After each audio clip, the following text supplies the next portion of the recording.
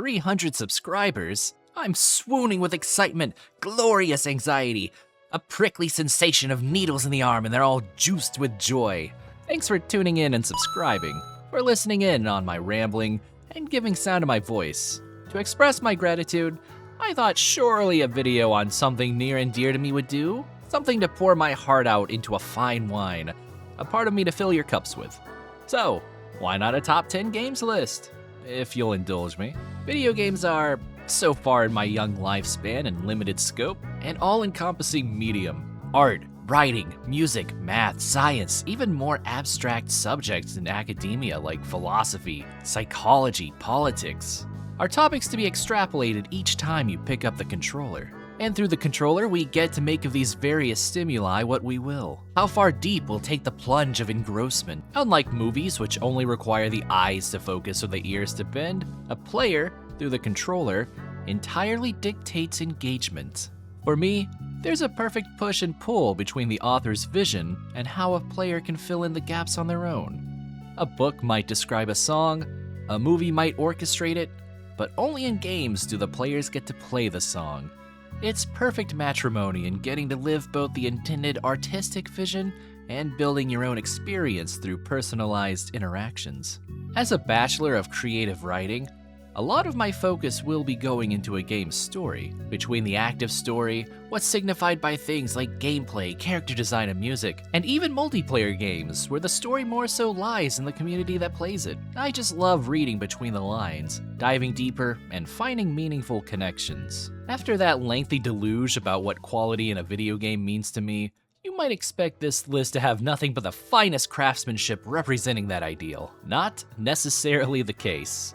Above all, I once again emphasize the point that games are entirely what you make of them. For some games, it's entirely what I made of them when I was an adolescent, or a teenager, or a full-fledged adult. The dividing line between these games and others is that I can keep coming back to them over the years to appreciate the viewpoint I've cultivated from or about them. And oftentimes, I gain a new perspective from doing so. A gift that keeps on giving. All in all, objectivity is not one of the criteria. This is a list built with subjectivity and personal experiences in mind, whether that's something I learned or a game represents a part of who I was at certain stages of my life. The main takeaway from each entry is, well, my own takeaway. To put it simply, also not amongst the criteria is keeping things to one game per series. I never quite understood why you'd keep yourself from expressing joy for the things that make you joyful. Even if it makes a script redundant, keeping a game off the list because another one comes from the same series is unfair to the game itself as a work of art. I'll settle for a compromise. If the entrants are tied together closely enough, I'll just list them as a multi-entry and explain my reasoning as I go along. Will this turn the list from a top 10 to more of a top 20? Maybe. But I also couldn't imagine some of these entries without the context their contemporaries provide. And lastly, spoilers! Spoilers, spoilers, spoilers! I'll be careful to give leeway for each game's dedicated section before getting into the nitty-gritty and provide timestamps for when new sections start. But for the love of good, there will be spoilers. With that out of the way, let's go through some honorable mentions. Baldur's Gate 3. The first example of why craftsmanship isn't necessarily the end-all be-all for my list. As far as games go, BG3 is excellent in everything it does. It translates D&D to a game world so fluently, keeping the fun that is customizing your character down to the smallest detail in both look and ability. Then we plop our characters in a setting where the inciting incident worms its way into every crevice of the game, making the world feel lived in. Characters dynamically respond to even the most obscure interactions. The threat of the absolute informs every facet of life as it is currently known in Faerun. But unlike the tadpoles in our heroes' heads, I never quite felt that deeper connection to the overarching themes of the story. It was epic in scope, and how many ways you could handle a situation remains mind-boggling, but there wasn't a particular part of the game that made me want to go back and examine it from a different angle. Replay it? Absolutely. Gain inspiration for my own campaign? Sure. But not something that dove deeper into who I am or what I make of the world around me. At least not yet. It's still one of my favorites from the past few years, and maybe in another playthrough I could find something to latch onto like a worm in the eye. Until then, I'm content in acknowledging BG3 as one of the greats of our era, but it just falls short of my top 10. Batman Arkham City. This game is an absolute thriller, building upon the foundations Arkham Asylum set 2 years before its own release. The dim tone, the nightly atmosphere, slinking around as the apex predator in a den of thieves where the inmates run the asylum. All of it was put on a grander scale with Arkham City. I think this game series in general is an exceptional display of the concept of deconstruction. A very advanced critical literature term, but I'll try my best to keep it simple. The superhero genre has two modes of storytelling. First, there's the classic story, where the superhero gets dressed up, beats up the bad guy, then saves the day, undoing all the bad. When we think of a superhero, we think of someone who embodies that ideal with a flashy suit, a winning smile, and a buffet of superpowers to save everyone. Their foes, the bad guys, are the not ideal. They crave power, harbor greed, or are just a jerk, all at the expense of others. This is generally the foundation of which most superhero stories are built upon. The second mode asks, do those superheroes really embody the ideals they stand for? Are superheroes above and beyond, or are they human, flawed like the rest of us? Like the very bad guys they beat up. Arkham asks the question, to finally bring my point around, what if Batman and Joker were actually two sides of the same melted coin? Arkham Asylum plays a classic, fairly straightforward superhero story. Batman is the force of order and good to Joker's chaos and evil. Two opposite ends meant to be contrasted. Arkham City begins to compare the two, pitting them both in the same life or death situation of finding a cure for their shared illness or meeting an unpleasant demise. In the climax, Joker succumbs to this illness and dies of his own undoing, and Batman lives on, seemingly breaking that connection for good.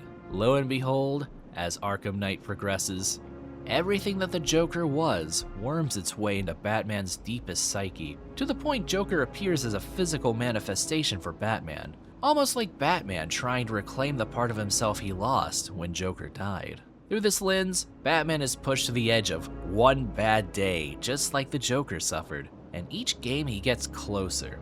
So then why Arkham City over the other two? Well, it's a matter of game mechanics rather than story. As much as I love Arkham Knight's conclusion to Batman's conflict with Joker, one that becomes so deeply connected to who Batman is as an identity that it transforms from a man versus man conflict to a man versus self one, the rest of the game landed awkwardly for me. The map being so large it necessitated an even faster method of travel via the Batmobile than Batman simply gliding over the level is a little ridiculous. And while I appreciate how intense, cramped, and even scary Arkham Asylum was, some of the mechanics felt rigid in certain contexts. Boss fights felt especially emblematic of that problem, and those are supposed to be the climax of each villain's stories in these games. Arkham City finds a nice middle ground between the two. The map layout is quite impressive in scale, but even in the city you can find closed corridors and treacherous dead ends. The boss fights incorporate the game mechanics in a more natural way too, Mr. Freeze's fight being one of the highlights of the series. Even beyond game mechanics, Arkham City lived up to my teenage hype as a worthy sequel to Asylum, and it continues to leave an impression on my adult mind, as my first exposure to the idea that two unlike things might actually be more alike than what the surface level reads. Xenoblade Chronicles 2. Perhaps the opposite of Baldur's Gate in terms of consistent quality, Xenoblade Chronicles 2 is very much a peaks and valleys game. Some of the valleys include the unfortunate character design, very cluttered sound design, and some parts of the game feel complicated just for the sake of being complicated, like the affinity system. But when XC2 hits, it hits hard. The world design remains unmatched in both beauty and uniqueness, being set atop a sea of clouds, where giant creatures known as Titans are the functional landmasses. The first time I entered Uriah, I was swept away by how a whale's belly was transformed into a warm forest haven. 2 knows how to paint its world with vibrant colors and orchestrate the mood with music to create magical atmospheres, pairing with its magnificent landscapes. At the heart of it all, a story about the meaning of one's purpose in life. When your very existence is merely a role to play, how do you respond? When, no matter what power you hold, You still can't escape the binding chains of fate. Where do you go? Who do you rely on? Is it possible to accept your life's role and still want to find purpose outside of that? Beyond some of the campiness at the forefront of XC2's story, there's a heartfelt answer each character finds to these questions. With Pyra's help, Rex reverses death. With her friends' support, Nia no longer hides who she is. But most heartbreaking of all, despite fighting sorrow and despair, despite having people in their lives they can trust and rely on, Pyra and Mithra continuously accept their destiny's empty noose. They would see their own flames snuffed, thinking that's the light they can give to the world, when really, it leaves their friends in the dark. Theirs is a role of selflessness, purposed by guilt. Altogether, it makes a fantastic journey, and certainly worthy of its spot. Sonic Adventure 2! Battle? Of all the games on this list that fall under the flawed but sentimental category, this game might be the most extreme example of that notion. The graphics, decent for their time, but the animations in-game and in cutscenes are weird. The voice acting certainly isn't cinema, frustrating design choices are around every corner, and is that Comic Sans for the subtitles?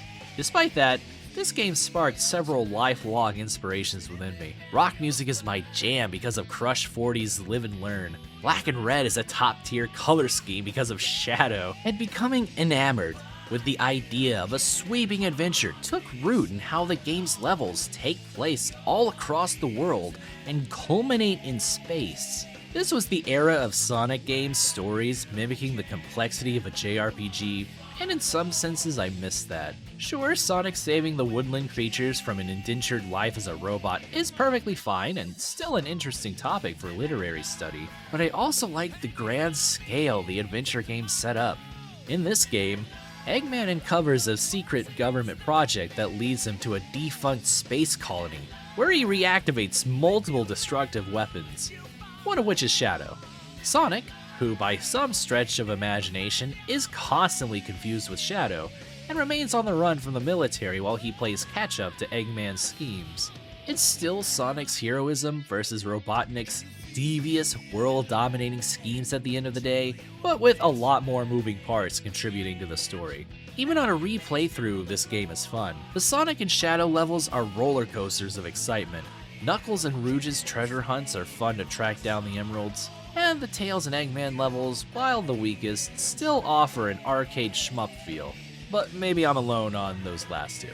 At the end of the day, I recognize and understand the flaws this game contains, and it's only become more obvious as time marches on, but I also have to applaud it for how surprisingly influencing it was when it came to my taste in music, color, and imagination. You could say it's something I've lived and learned. Donkey Kong Country. I probably don't need to sell you on why this game is so acclaimed. Between the smooth gameplay, excellent level design, and enchanting music, but why don't I? As the only game on this list that's before my time, it might seem mismatched with the other entries. And to be honest, yeah, it doesn't define any mode of thought or portion of my life. I think it's just a great work of art. So what's the difference between this making the top 10 and Baldur's Gate 3 staying an honorable mention despite also being what I'd consider a great work? I'm boiling it down to two things: style and ambiance. DKC's use of pixels, its art style, is phenomenal, both from a graphical standpoint and gameplay-wise. DK himself moves gracefully, rolling through enemies with weight, swinging from vine to vine with urgency. His movements are purposeful, his interactions with his environment natural, and expected for the predicament he's been placed in with his bananas stolen. Baldur's Gate's use of motion capture makes its animations and interactions feel unnatural and robotic, ironically enough. It's impressive technology, but it also takes me out of it when Asterion half pins you to the ground with no force in your first encounter with him. DKC sets the mood perfectly each level with its musical pieces, whether that's the floaty tone of aquatic ambience, or heck, even Simeon's segue on the level select just sucks you right in for an adventure. Listening to just how spacious and airy the tracks are sends my own mind off towards the deepest corners of space. What DKC creates between its art style and its music is the essence of ambience. Every corner of the jungle creeps out of the screen, entangling my senses within its vines. I'm right there swinging with DK, and only the responsibilities of the outside world call me out of the trance. It's escapism at its finest. Black Ops 1. Ah yes, Call of Duty being in my top 10. It's what everyone was expecting from my spiel about quality and personal connections. But Black Ops 1 was one of the 2 games on this list that really helped me connect with others in school. The days of returning home from school and stewing by my lonesome were replaced with friends wanting to play with me. It was awesome knowing I had found people with mutual likes, and that I could just talk with them. I could open up, if just a little bit. But speaking objectively, this one's still the best one. The campaign was riddled with mystery and conspiracy. The multiplayer was great in its simplicity and map design. Long live Nuketown. And oh boy, the zombies. Sure, Black Ops 3 ended up being the pinnacle of zombies, but this was when my addiction peaked. The gameplay didn't feel swamped by Easter egg shenanigans, each level felt unique, and I remember the absolute bursts of hype I got for even the slightest hint of the newest map. My high school friends and I would stay up well into the AMs, getting to round 30 and beyond. And it took us a full month to do the damn Shangri-La Easter egg. Even today, when the mood strikes, it's zombies o'clock. All in all, this game along with part of the next entry helped to melt my inhibitions when it came to both socializing and sharing. Weird for a series that feels quite impersonal with its own fanbase. Halo 3 and Halo Reach.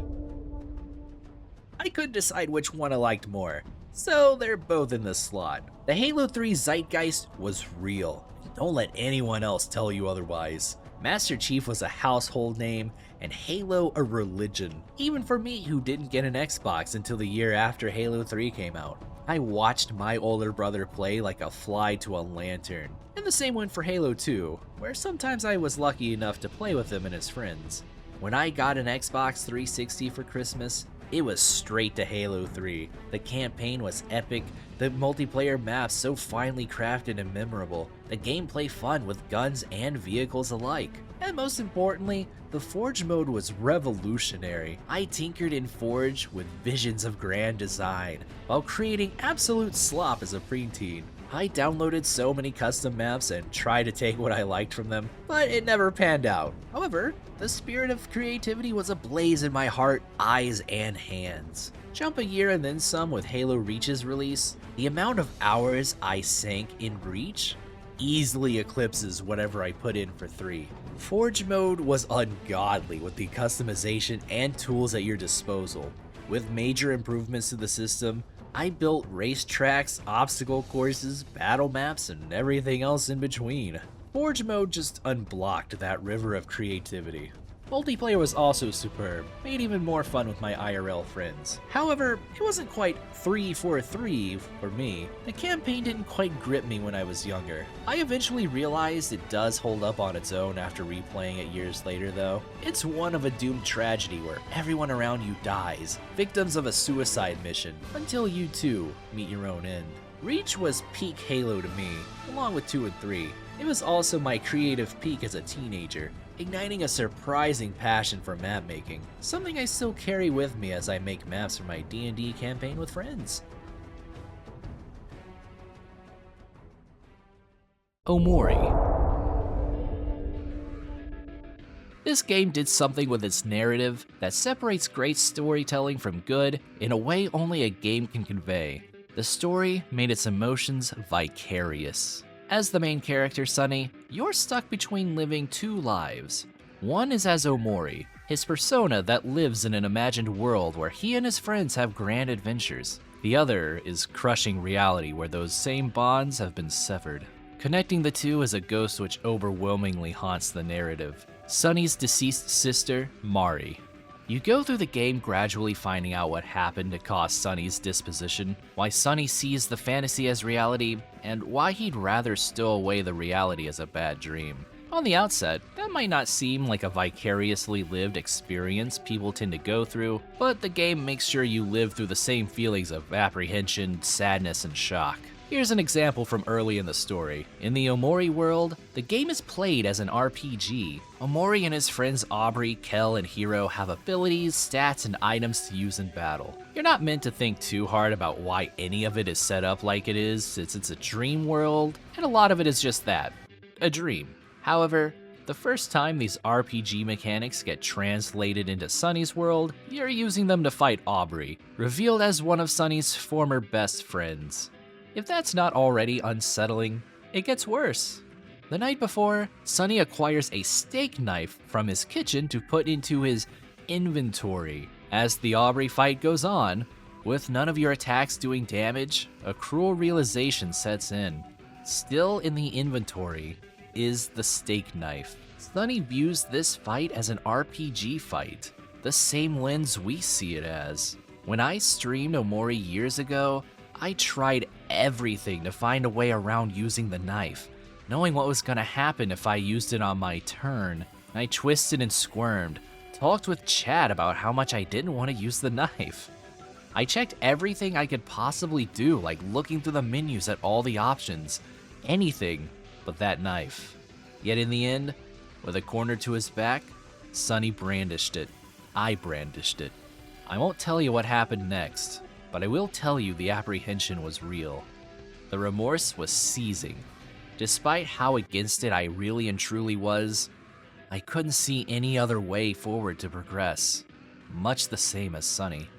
I've read, watched, and played many scenes where someone turns a knife to a friend, but Omori cut me deepest. And it's not just that instance, but the entire game knows how to involve your emotions to match what its characters go through. I can't sing its praises enough for telling a story only a game could tell. A deeply personal and devastating one at that. DK64. DK64 holds legendary status in my heart of hearts. It's the earliest game I can recall playing in my formative years. Sure, I was 3 or 4 years old and only knew how to move Donkey Kong with the left stick, but I'll be damned if the vibrant colors and warm melodies of DK Isle haven't stuck with me for my entire existence. DK64 is the collectathon to end them all. There's bananas, banana coins, banana medals, golden bananas, blueprints, power-ups, Kongs to add to your roster, and you can only collect these things as the right Kong, so you have to backtrack through a level 5 times or more. It's so much. And you know what? I love it all. It's like touring a childhood home and seeing through innocent eyes again. As an adult, you can see some cracks in the walls of your old room. Maybe the paint doesn't glow as brightly, but what you saw as a child still remains, still overrides the flaws. Sure, I can sit here and critique why all the collectibles pad the game out in a pretty bad way, or I can relish, if just for a moment in time, a room where things weren't so complicated and tiring. A room that sheltered and nurtured a love and appreciation of color and sound. Sometimes, I just want to go back to that room when it feels like the world is collapsing, because that room stands eternally safe. When I went back to that room for the Wii U's eShop re-release of the game in 2015, I played the game through and beat it for the first time. I never once as a child beat the game because of the arcade stand in the Toy Factory level. And now, in 2026, with the game releasing on the Switch 2's Virtual Console, I'm opening the door to that room once again to climb into the hammock and daydream once more. Super Smash Bros. Melee and Brawl and 4 and Ultimate. Look, I couldn't pick one, okay?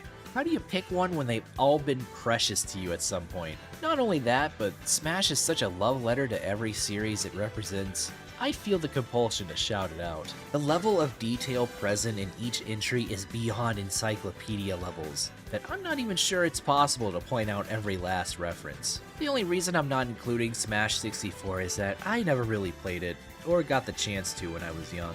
Let's start with Melee. This was the first game I owned as part of the first console I owned, the GameCube. Mario was my 4-year-old character of choice, as one of a few characters from franchises I recognized at the time, the others being Zelda, DK, and Star Fox. Even back then, I only knew Captain Falcon as the Smash guy. Adventure mode was sick enough that I felt compelled to try and beat it with every character. Classic mode is still at its best iteration, and I would say the same thing about Break the Targets if they bothered bringing it back, and no, Brawl doesn't count. Event mode was a hell of a ride. to the point I remember freaking out when I won Event 51. And I would always play 99 stocks against 3 other CPUs for the ultimate showdown feel. It was my first big time sink game, and it certainly kept delivering. Even today, Melee is still a very fun game to watch top-level pros do their thing in. Fast forward to 2008, and Brawl was just as much a black hole for my attention. For 11-year-old me, this was everything Melee was and so much more. Subspace Emissary was the best story ever told. Stage creator ruled, and nothing could top the hype that was Sonic being in the game. Absolutely mind-blowing crossover. Smash 4 isn't looked back upon too fondly by both casual and competitive players. It was a step down from Brawl in terms of single-player content, and had some rage-inducing mechanics for competitive if you catch my drift. To its credit, it managed to continue the mind-blowing crossovers with Ryu, Cloud, and Bayonetta, marking itself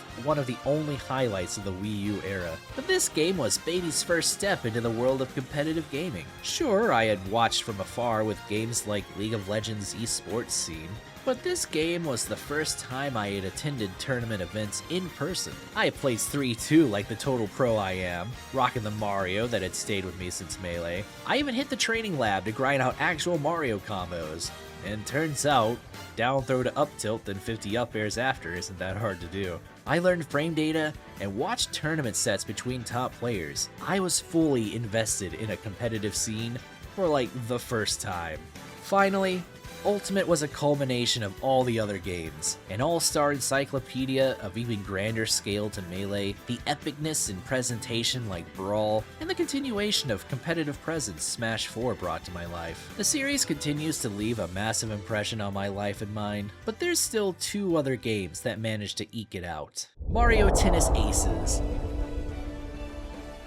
If you know my channel or who I am, you probably figured this was going to appear at some point, and number 2 it is. I have one video on it already, but I certainly don't mind talking about it again. This game, if I had to put it bluntly, was wish fulfillment. It's an unfortunate part of my ego to be the best at what I do, and if I can't have that, I give up too easily. Aces clicked immediately for me. I shot up the online leaderboard and started taking names from top players. I joined the game's Discord, entered the deep end of high-level tourneys, and came out swimming in style. In a short matter of time, I became a top player of something for the first time in my life. The best at something for the first time in my life. The showers of praise I longed to soak in were now bathing me every day. It was the purest form of bliss I had encountered. Sure, there were long stretches where I was knocked off the throne, kneeled in 2nd, 3rd, or 4th place, but the love of the game and the love of the grandeur kept me coming back. Of course, the relationships and bonds I got to form afterwards were the actual reward. I get to talk directly to people all over the world, gain new perspectives and ideas, catch the glimpses of good humanity has to offer. My own viewpoints were drastically altered because of these virtual horizons, and I'd say they're infinitely better than the sheltered ones I grew up with. Without Mario Tennis Aces, I, as you might know me, doesn't exist. As for the gameplay, easily the most fun I've had in a multiplayer game. But if I were being objective, disregarding my own path of success, it's a unique take on fighting games using tennis as its base. The gameplay loop is addicting, and the only major bug got patched out ages ago. With a nice 30 characters, there's a solid selection of goobers to have fun with. Some might remember MTA as Bowser Jr. Simulator, but for me, it's the ground I stand on, and that ground is painted in white lines. Alright, that sounded better in my head. We're not doing crack. Majora's Mask. Here it is, my favorite. The game I could spend several timelines writing about. Majora's Mask. It's a culmination of everything I've talked about so far as to how a game's science relates to my identity. Yet it's the most unconventional derivative of The Legend of Zelda, an IP's ID if you will. You have to apply what you know about Zelda to discover what makes Majora's Mask a Zelda game beyond its title as one. If you made it this far into the video, firstly, thank you. Second, allow me to yap a little longer than usual about my favorite game to demonstrate the ultimate point I want to make about it. Legend of Zelda as a work is defined by several motifs, the Triforce. Places of great reverence, dungeons and temples mostly, and every part having its counterpart. Let's focus on the most one-to-one comparison first, the dungeons and temples. There are 4 Link has to venture through to defeat the great evils that lurk within. Pretty straightforward and in line with other Zeldas. Next is the Triforce. While the wielder of the Triforce of Courage, Link, is ever present, Zelda, who wields the Triforce of Wisdom, is only seen in one flashback. Ganondorf, the Triforce of Power's representative, isn't mentioned at all, and yet I think their influence lives on without their presence. But to understand why, we have to look at the final motif. Every part having its counterpart is the most inclusive yet succinct way I can think of to say, for every idea the series presents, there is an idea of equal yet opposite stature, a parallel. In Zelda 2, Link fights Dark Link. In A Link to the Past, Link travels between the light and dark worlds. Ocarina of Time warps Link between the ages, between the past and the future. Wind Waker sails the high seas above the sunken land of Hyrule. Twilight Princess flickers between Hyrule, a land of light, and the Twilight Realm. Skyward Sword soars between the clouds above and the lands below. Even Zelda 1, when the series was at its most primitive, lacking the intentional juxtapositions I've been describing, set the tone for open land versus enclosed dungeon and the fight between evil and good. So then, where does that leave Majora's Mask? There isn't an obvious thematic part and counterpart contained within the game itself. No primary world with a hidden secondary world.